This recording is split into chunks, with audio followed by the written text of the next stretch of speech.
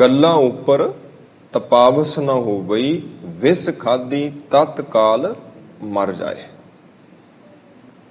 ਗੁਰੂ ਸਾਹਿਬ ਜੀ ਕਹਿੰਦੇ ਗੱਲਾਂ ਬਾਤਾਂ ਨਾਲ ਗੱਲ ਨਹੀਂ ਬਣਦੀ। ਅਗਰ ਤੁਸੀਂ ਵਿਸ ਜ਼ਹਿਰ ਖਾ ਲਈ ਹੈ ਨਾ, ਉਹ ਤਤਕਾਲ ਤਤ ਛਿਨ ਤੁਹਾਨੂੰ ਖਤਮ ਕਰ ਦੇਗੀ।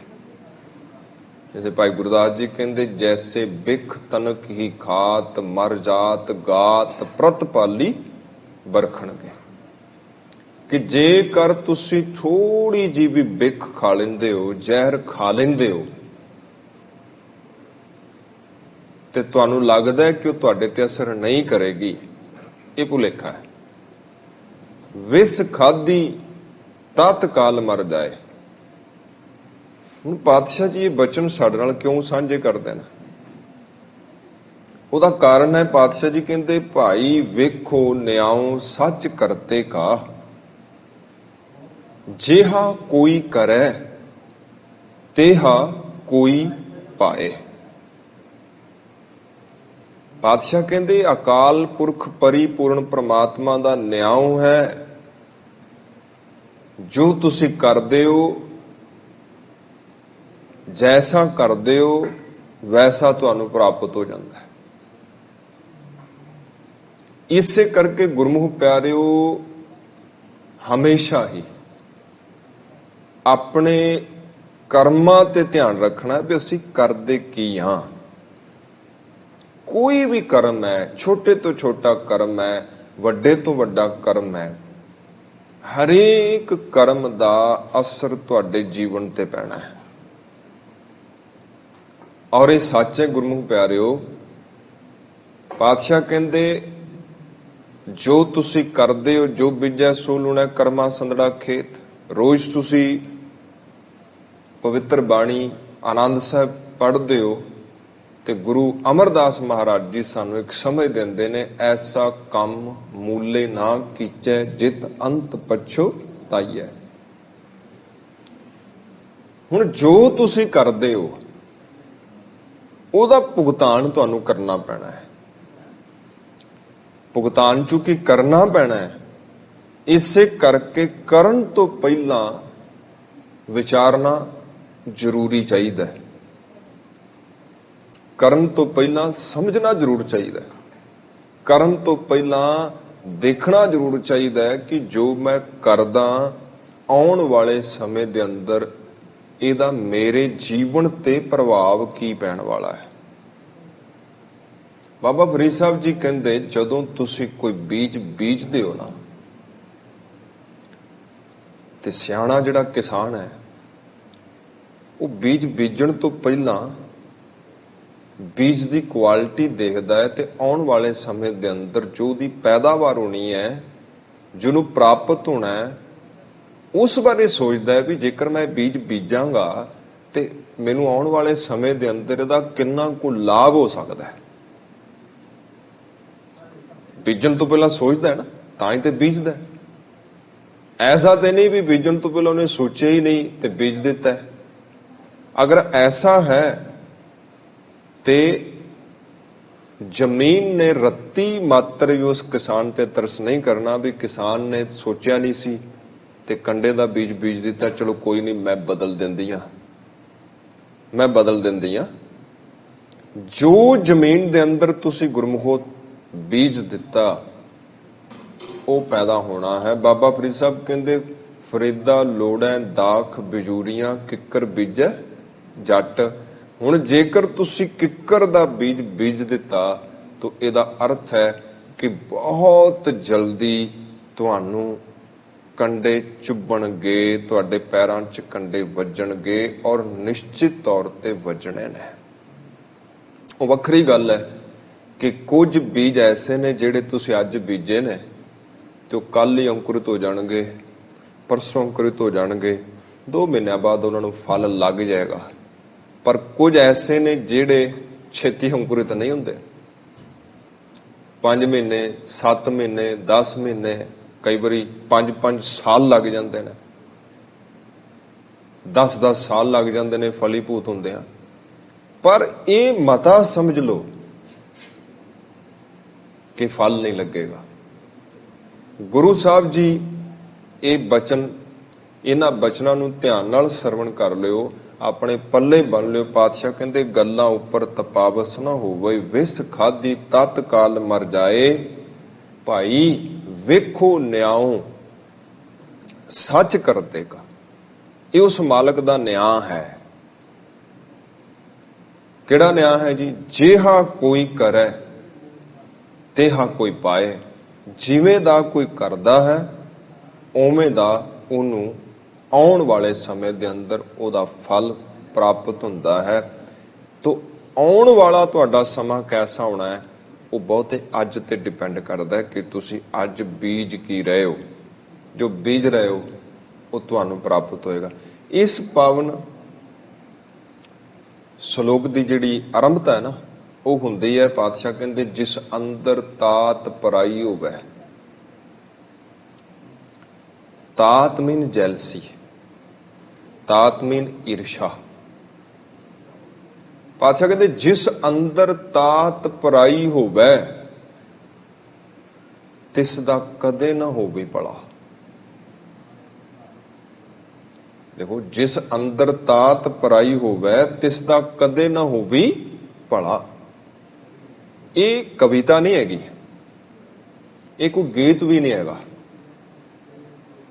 ਲੋਕ ਜਾਣੇ ਗੀਤ ਹੈ ਤੋ ਬ੍ਰਹਮ ਵਿਚਾਰ। ਇਹ ਉਹ ਬਚਨ ਨੇ ਜਿਹੜੇ ਬਚਨ ਗੁਰੂ ਸਾਹਿਬ ਜੀ ਕਹਿ ਰਹੇ ਨੇ ਨਿਸ਼ਚਿਤ ਤੌਰ ਤੇ ਹੋਣਗੇ। ਇੱਕ ਇੱਕ ਬਚਨ ਜਿਹੜਾ ਹੈ ਉਹ ਸਦੀਵੀ ਕਾਲ ਵਾਸਤੇ ਸੱਚ ਹੈ। ਅਗਰ ਪਾਤਸ਼ਾਹ ਕਹਿੰਦੇ ਕਦੀ ਨਹੀਂ ਭਲਾ ਹੋ ਸਕਦਾ ਤਾਂ ਨਿਸ਼ਚਿਤ ਤੌਰ ਤੇ ਉਹਦਾ ਕਦੀ ਭਲਾ ਨਹੀਂ ਹੋਏਗਾ। ਐਸਾ ਨਹੀਂ ਵੀ ਚਲੋ ਕਵਿਤਾ ਪੜ੍ਹ ਲਈ ਹੈ, ਕਿਸੇ ਕਵੀ ਨੇ ਕਹਿ ਦਿੱਤਾ ਹੈ ਤਾਂ ਕੋਈ ਮਾਇਨੇ ਨਹੀਂ ਰੱਖਦਾ। ਇੱਕ ਇੱਕ ਬਚਨ ਜਿਹੜਾ ਤੁਸੀਂ ਪੜ੍ਹਦੇ ਹੋ ਗੁਰਮੁਖ ਪਿਆਰਿਓ, ਇੱਕ ਇੱਕ ਬਚਨ ਜਿਹੜਾ ਹੈ ਉਹਨੂੰ ਤੁਸੀਂ ਆਪਣੇ ਜੀਵਨ 'ਚ ਵਾਪਰਦੇ ਦੇਖੋਗੇ ਔਰ ਤਬਦੀਲੀ ਨਹੀਂ ਹੋਏਗੀ। ਜੇਕਰ ਤੁਹਾਡੇ ਅੰਦਰ ਤਾਤ ਹੈ ਤਾਂ ਤੁਸੀਂ ਕੀ ਬੀਜਿਆ ਜੀ? ਈਰਸ਼ਾ ਬੀਜ ਦਿੱਤੀ। ਤੇ ਪਾਤਸ਼ਾਹ ਕਹਿੰਦੇ ਜਿਹੜੇ ਬੰਦੇ 'ਚ ਈਰਸ਼ਾ ਹੈ, ਈਰਖਾ ਹੈ, ਜੈਲਸੀ ਹੈ, ਉਸ ਬੰਦੇ ਦਾ ਕਦੀ ਭਲਾ ਹੀ ਨਹੀਂ ਹੋ ਸਕਦਾ। ਹੁਣ ਈਰਖਾ ਹੁੰਦੀ ਕਿਉਂ ਹੈ? ਥੋੜਾ ਸਮਝਦੇ ਆ।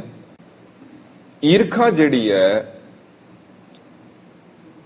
ਜਦੋਂ ਬੰਦਾ ਅਧੂਰਾ ਹੁੰਦਾ ਨਾ, ਅਧੂਰਾ ਬੰਦੇ 'ਚ ਕਮੀ ਹੁੰਦੀ ਹੈ ਤੇ ਬੰਦੇ ਨੂੰ ਆਪਣਾ ਅਧੂਰਾਪਨ ਖਟਕਦਾ ਅੰਦਰੋਂ। ਉਹਨੂੰ ਲੱਗਦਾ ਹੈ ਵੀ ਮੇਰੇ 'ਚ ਘਾਟ ਹੈ, ਮੇਰੇ 'ਚ ਕਮੀ ਹੈ। ਘਾਟ ਕਮੀ ਦਾ ਪਤਾ ਹੋਣਾ ਇਹ ਬੜੀ ਵੱਡੀ ਗੱਲ ਹੈ। ਜੈਸੇ ਸਰੀਰ 'ਚ ਕੋਈ ਬਿਮਾਰੀ ਹੈ ਤੇ ਤੁਹਾਨੂੰ ਪਤਾ ਲੱਗ ਜਾਏ ਤੇ ਚੰਗੀ ਗੱਲ ਹੈ। ਬਿਮਾਰੀ ਹੈ ਤੇ ਪਤਾ ਲੱਗ ਜਾਏ ਤੇ ਚੰਗੀ ਗੱਲ ਹੈ। ਕਿਉਂ ਚੰਗੀ ਗੱਲ ਹੈ? ਕਿਉਂਕਿ ਤੁਸੀਂ ਹੁਣ ਇਲਾਜ ਕਰਵਾ ਲੋਗੇ। ਤੇ ਜੇਕਰ ਪਤਾ ਹੀ ਨਾ ਲੱਗੇ ਫਿਰ ਮੇਰੇ ਅੰਦਰ ਕੀ ਕਮੀ ਹੈ, ਮੇਰੇ ਅੰਦਰ ਕੀ ਘਾਟ ਹੈ, ਇਹਦਾ ਪਤਾ ਹੋਣਾ ਚੰਗੀ ਗੱਲ ਹੈ। ਮੇਰੀ ਕਮਜ਼ੋਰੀ ਕੀ ਹੈ, ਮੇਰੇ ਅੰਦਰ ਅਧੂਰਾਪਨ ਕਿੰਨਾ ਕੁ ਹੈ। ਜਦੋਂ ਸਾਨੂੰ ਦਿਸਦਾ ਆਪਣਾ ਅਧੂਰਾਪਨ ਤੇ ਆਪਾਂ ਕੀ ਕਰਦੇ ਆ?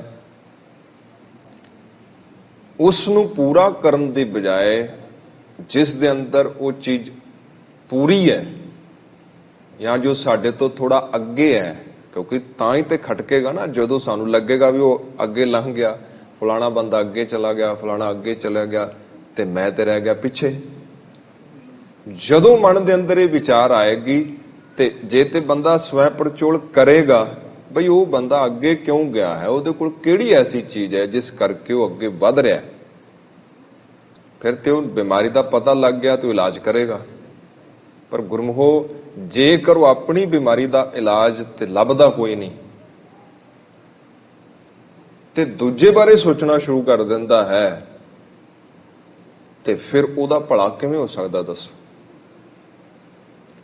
ਪਾਤਸ਼ਾਹ ਜੀ ਕਹਿੰਦੇ ਨੇ ਕਿ ਜਿਹੜੇ ਬੰਦੇ ਦੇ ਅੰਦਰ ਪਰਾਈ ਤਾਤ ਹੈ, ਈਰਖਾ ਹੈ, ਜੈਲਸੀ ਹੈ, ਉਹ ਬੰਦੇ ਦਾ ਭਲਾ ਨਹੀਂ ਹੋ ਸਕਦਾ।